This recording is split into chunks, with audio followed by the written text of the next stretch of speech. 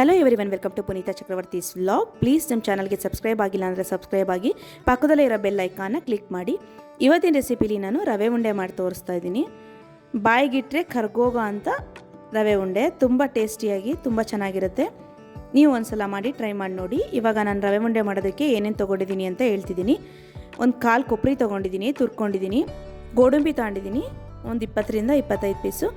ದ್ರಾಕ್ಷಿ ಒಂದು 30 ಪೀಸು. ಬಾದಾಮಿನ ಒಂದು 10ರಿಂದ 15 ತೊಗೊಂಡಿದ್ದೀನಿ. ಅದನ್ನು ಸಣ್ಣದಾಗಿ ಕಟ್ ಮಾಡ್ಕೊಂಡಿದ್ದೀನಿ. 2 ಸ್ಪೂನು ತುಪ್ಪ, ಒಂದು 5 ಏಲಕ್ಕಿನ ಪುಡಿ ಮಾಡಿಟ್ಕೊಂಡಿದ್ದೀನಿ. ನೋಡಿ, ಈ ಗ್ಲಾಸಲ್ಲಿ 2 ಗ್ಲಾಸು ರವೆ ತೊಗೊಳ್ತಾ ಇದ್ದೀನಿ. ಚಿರೋಟಿ ರವೆ ತೊಗೊಂಡ್ರೆ ಚೆನ್ನಾಗಿರುತ್ತೆ. ನಾನು ತೊಗೊಂಡ್ರೆ ಚಿರೋಟಿ ರವೆ. 2 ಗ್ಲಾಸು ಚಿರೋಟಿ ರವೆಗೆ 2 ಗ್ಲಾಸ್ ಸಕ್ಕರೆ ತೊಗೊಳ್ತಾ ಇದ್ದೀನಿ, ಸೇಮ್ ಮೆಜರ್ಮೆಂಟಲ್ಲಿ. ಮಿಕ್ಸಿ ಜಾರ್ ತೊಗೊಂಡು ಸಕ್ಕರೆನ ಪುಡಿ ಮಾಡೋದಕ್ಕೆ ಸಕ್ಕರೆನ ಜಾರ್ಗೆ ಹಾಕ್ತಾಯಿದ್ದೀನಿ. ನಾನು 2 ಸಲ ಗ್ರೈಂಡ್ ಮಾಡ್ಕೊಂಡು ಪೌಡ್ರ್ ಮಾಡ್ಕೊಂಡಿದ್ದೀನಿ. ಸಕ್ಕರೆ ಜೊತೆ ಏಲಕ್ಕಿ ಸೇರಿಸ್ಬಿಟ್ಟು ಪೌಡ್ರ್ ಮಾಡ್ಕೊಳ್ತಿದ್ದೀನಿ. ಸಕ್ಕರೆನ ಪೌಡರ್ ಮಾಡಾದಮೇಲೆ ಪಕ್ಕಕ್ಕೆ ಎತ್ತಿಟ್ಟಿರೋಣ. ನೆಕ್ಸ್ಟು ಇವಾಗ 1 ಗ್ಲಾಸ್ ಹಾಲು ತಗೊಳ್ತಾ ಇದ್ದೀನಿ. ರವೆ ಸಕ್ಕರೆ ಎಲ್ಲ ತೊಗೊಂಡಿದ್ನಲ್ಲ, ಅದೇ ಗ್ಲಾಸಲ್ಲೇ 1 ಗ್ಲಾಸ್ ಹಾಲು ತೊಗೊಂಡ್ಬಿಟ್ಟು ಕಾಯಕ್ಕಿಡ್ತಾ ಇದ್ದೀನಿ. ಹಾಲನ್ನ ಕಾಯಕ್ಕಿಟ್ಬಿಟ್ಟು ಸಿಮ್ಮಲ್ಲಿ ಇಟ್ಟಿದ್ದೀನಿ ಸ್ಟವ್ನ. ಈ ಕಡೆ ಪಕ್ಕದ ಸ್ಟವ್ವಲ್ಲಿ ಒಂದು ಬಾಣಲೆ ಇಟ್ಕೊಂಡ್ಬಿಟ್ಟು ತುಪ್ಪ ಹಾಕ್ಬಿಟ್ಟು ದ್ರಾಕ್ಷಿ, ಗೋಡಂಬಿ, ಬಾದಾಮಿ ಎಲ್ಲ ಸೇರಿಸ್ಬಿಟ್ಟು ಹುರ್ಕೊಳ್ತಾ ಇದ್ದೀನಿ. ಡ್ರೈ ಫ್ರೂಟ್ಸ್ ಎಲ್ಲ ಗೋಲ್ಡನ್ ಬ್ರೌನ್ ಬರೋವರೆಗೂ ಹುರಿದ್ಬಿಟ್ಟು ಆಮೇಲೆ ಒಂದು ಪ್ಲೇಟಿಗೆ ತಗೊಳ್ತಾ ಇದ್ದೀನಿ. ಇವಾಗ ಇದೇ ಬಾಣಲೆಲೇ ರವೆ ಹುರ್ಕೊಳ್ತೀನಿ. 2 ಗ್ಲಾಸ್ ಚಿರೋಟೆ ರವೆ ತೋರಿಸಿದ್ನಲ್ಲ, ಆ ರವೆನ ಈ ಬಾಣಲೆನೇ ಹುರ್ಕೊಳ್ತೀನಿ.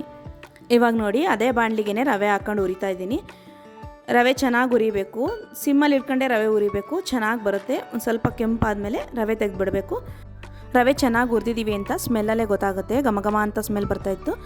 ರವೆ ಹುರಿದಾದ್ಮೇಲೆ ಒಂದು ದೊಡ್ಡ ತಟ್ಟೆಗೆ ರವೆನ ಹಾಕ್ಕೊಳ್ತಾ ಇದ್ದೀನಿ, ಯಾಕೆಂದರೆ ಆರಲಿ ಅಂತ. ನೆಕ್ಸ್ಟು ಹಾಲು ಕಾಯಕ್ಕಿಟ್ಟಿದ್ನಲ್ಲ, ಸ್ಟವ್ ಆಫ್ ಮಾಡಿದ್ದೀನಿ. ಹಾಲು ಆರಬೇಕು. ಅದಾದ ನಂತರ ಒಂದು ಬಾಣಲಿಗೆ ಹಾಕ್ಕೊಂಡು ಕೊಬ್ಬರಿ ಹೇಳಿದ್ನಲ್ಲ, ಕೊಬ್ಬರಿನ ಹುರ್ಕೊಂಬಿಟ್ಟು ಈಗ ರವೆ ಆರಿದೆಯಲ್ಲ ಅದರೊಳಗಡೆಗೆ ಹುರಿದಿರೋ ಅಂಥ ಕೊಬ್ಬರಿ, ಡ್ರೈ ಫ್ರೂಟ್ಸು ಮತ್ತು ಸಕ್ಕರೆ ಪುಡಿ ಮಾಡ್ಕೊಂಡಿದ್ನಲ್ಲ, ಇದಿಷ್ಟನ್ನು ಸೇರಿಸ್ಬಿಟ್ಟು ನೀಟಾಗಿ ಮಿಕ್ಸ್ ಮಾಡಬೇಕು. ಬಿಸಿ ಆರಬೇಕು. ಬಿಸಿ ಇದ್ದಾಗ ಮಾಡೋಕ್ಕೆ ಹೋಗ್ಬೇಡಿ, ಚೆನ್ನಾಗಲ್ಲ. ಸ್ವಲ್ಪ ಬಿಸಿ ಎಲ್ಲ ಹೋದ್ಮೇಲೆ ತಣ್ಣಗಾದ್ಮೇಲೆ ಈ ರೀತಿ ಮಿಕ್ಸ್ ಮಾಡ್ಕೊಬೇಕು. ಕೈಯಲ್ಲಿ ಮಿಕ್ಸ್ ಮಾಡಿದ್ರೇ ಅದು ಸರಿ ಹೋಗೋದು, ಹಾಗಾಗಿ ಕೈಯಲ್ಲೇ ಮಿಕ್ಸ್ ಮಾಡ್ತಾಯಿದ್ದೀನಿ.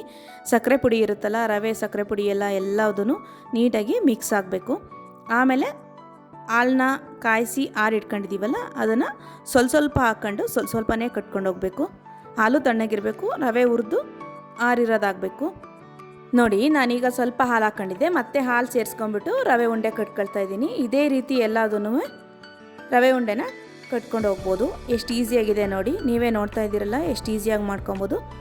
3ರಿಂದ 4 ದಿನ ಹಾಗೆ ಇಡ್ಬೋದು. ಫ್ರಿಜ್ಜಲ್ಲಿ ಇಟ್ಟರೆ ಇನ್ನೂ ಜಾಸ್ತಿ ದಿನ ಇಡ್ಬೋದು. 3ರಿಂದ 4 ದಿನ ಇಟ್ಟರೆ ಚೆಂದ. ಇಲ್ಲ ಜಾಸ್ತಿ ಅಂದರೆ ಒಂದು 5 to 6 ಡೇಸ್ ಹಾಗೆ ಇಡ್ಬೋದು. ತುಂಬ ರುಚಿಯಾಗಿರುತ್ತೆ. ಸಕ್ಕರೆ ಎಲ್ಲ ಪುಡಿ ಮಾಡಿ ಹಾಕಿರ್ತೀವಲ್ಲ, ಬಾಯಿಗಿಟ್ರೆ ಸಾಕು ರವೆ ಉಂಡೆ ಕರ್ಗೋಗುತ್ತೆ. ನೀವೇ ಮಾಡಿ ಟ್ರೈ ಮಾಡಿ ನೋಡಿ. ರವೆ ಉಂಡೆನ ಸರಿಯಾಗಿ ಮಾಡೋ ಪ್ರೊಸೀಜರೇ ಇದು. ಈ ರೀತಿ ಮಾಡಿದ್ರೇ ರವೆ ಉಂಡೆ ಚೆನ್ನಾಗಿರುತ್ತೆ.